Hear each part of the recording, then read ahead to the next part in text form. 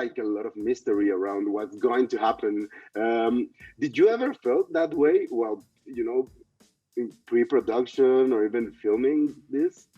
No, because we had all the episodes before we started filming. So we had the whole picture. And so all of the fun about this show is it is this kind of journey that you have to allow yourself to be taken on, because we just kind of thrust our viewer into a completely different experience than they've had before. And that experience shifts and changes, and then it shifts quite a bit again. And there's quite a bit of mashup between sitcom and the MCU, and whichever part of the story is winning, you'll see more of one of them. It's a constant dialogue and conversation between the two.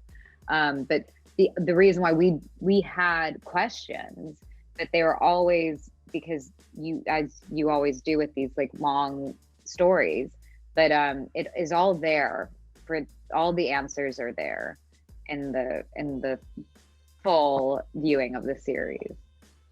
And it's quite interesting because these shifts are not just like in the story, there's also like in style, I think. Yeah. Like visually and style in the style of comedy, but also since it happens in different time lapses, it also allows you to see how these female characters that I think they are like all over the spectrum, they change the way they are treated. And were you interested also in that? Because it's very interesting, I think, that thing in particular.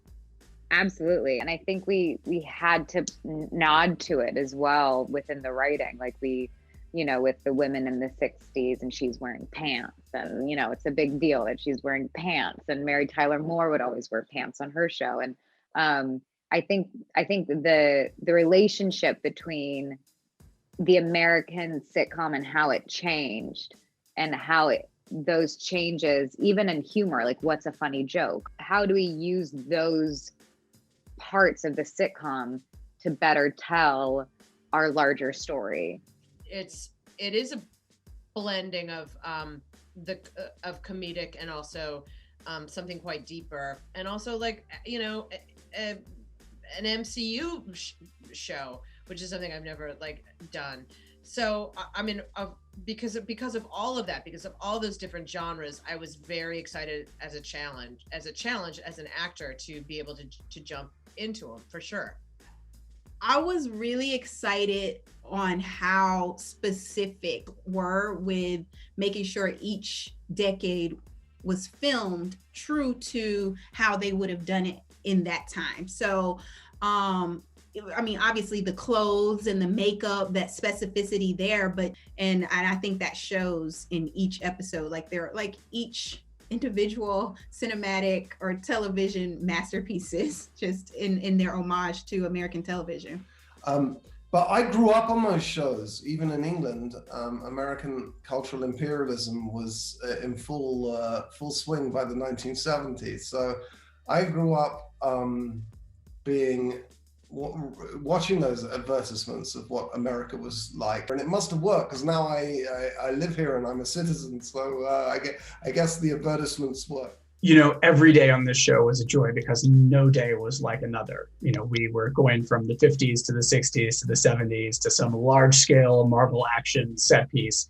And it really has everything in it. And so as a filmmaker, that's a great joy. You're always surprising yourself with what you're tackling, and it's very good for the creative process and the creative brain. But we started out with a sitcom boot camp with the actors, and we sort of studied what those tones and styles were and how comedy had changed over the years. And that was important, so we could feel authentic. And we did the same with the designers and the cinematographer. We looked at all this reference material so that we could feel like we were faithfully recreating these episodes. But then, yes, the show is a blend of classic sitcom and big Marvel large-scale action. So it's heading towards some familiar sort of visual language as well, which is, I love that stuff. And so it's a thrill to be able to do it too. Well, I mean, I love writing for women. I am one. And I have a lot of women in my life that are very important to me. And I like watching stories about women.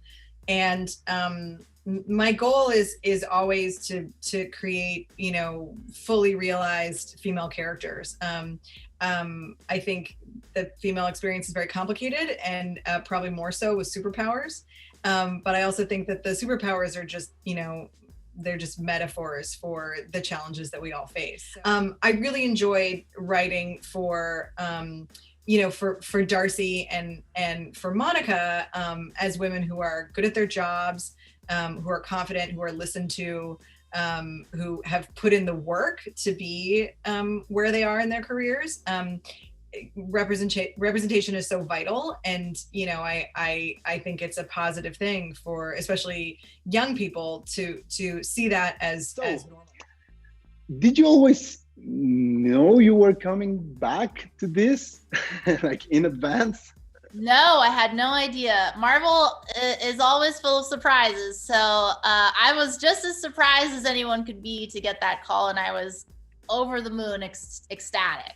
The door is always open once you're in the MCU, so I don't know what they have planned, but I will always do whatever they want. I didn't know I was coming back. I had a feeling that I wasn't going to come back. So when I got the call, I was so excited. I was like, yeah, I'm going to do it. I don't care what it is, and I just want to play Jimmy again. And then they told me what the show was. And then I was really excited because I just knew that there was nothing quite like this. He's definitely in it throughout, trying to figure out what's going on. As far as future Marvel projects, that I don't know if he's going to pop in and out, but my hope is that he does, because I love playing the character. Well, I mean, Monica and Darcy and Jimmy, they got to figure out what's going on and how to fix it. How did you manage to do the acting, like the over-the-top acting, without losing grip from the character and what the fans know about him? Well, you're helped by having the same face. So everybody's, it's the Vision. You're also helped by the fact that, I mean, the Vision's always been an amalgam of different people. He's Ultron, he's Jarvis, he is Tony Stark, he is... By the time we got to this, I thought, actually, if we throw a little Dick Van Dyke in, or a little Hugh Laurie or Bryan Cranston, it's going to absorb that, because actually what he really is at his core is decent and kind and honest, and as long as you have those things, he's still the Vision. At the heart of it is you have to be the same character, maybe. Yeah, so it was definitely a balance of what needs to stay with this storytelling, this line of storytelling, and what can actually veer off because it's not actually important. I would say that there is something that's going to happen, that there are things on the horizon for everybody, for sure, that anything that you could be theorizing, or anything that anybody could be thinking about, like, I almost just want to say, like, let it just go for the ride, because, like, there are, as you can tell from just even seeing the first 3 episodes, like, it's not just that, like, it's not just, there's many layers. There's a part where the character says he's an Elliot Ness aficionado. Yes. Would that be like a hint into maybe an untouchable kind of chapter? I didn't think about that. That's a good that's an interesting theory. But if that were to happen, I think that'd be pretty cool. And if that were to happen, I guess you would know by now, and you would just like shut it. Yeah. But Untouchables was one of my favorites. So that would be awesome. Is it difficult to work with such restrictive things around this show, because we don't know that much? The whole show is a mystery, and you cannot spoil. Yes, yeah, it is tough, especially for someone like me, because I want to share everything, like I want to share what I know. I want to, I want to wow people with information, but I also know that it's better for them to be wowed by the actual show.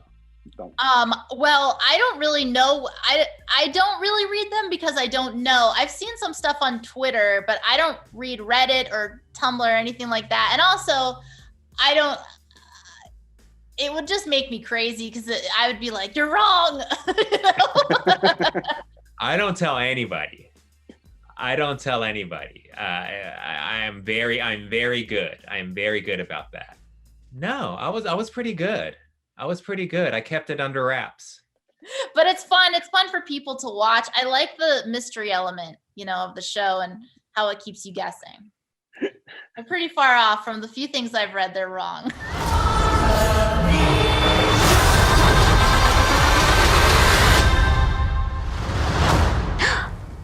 Is this really happening? Yes, my love. Are you crying? But I'm invested.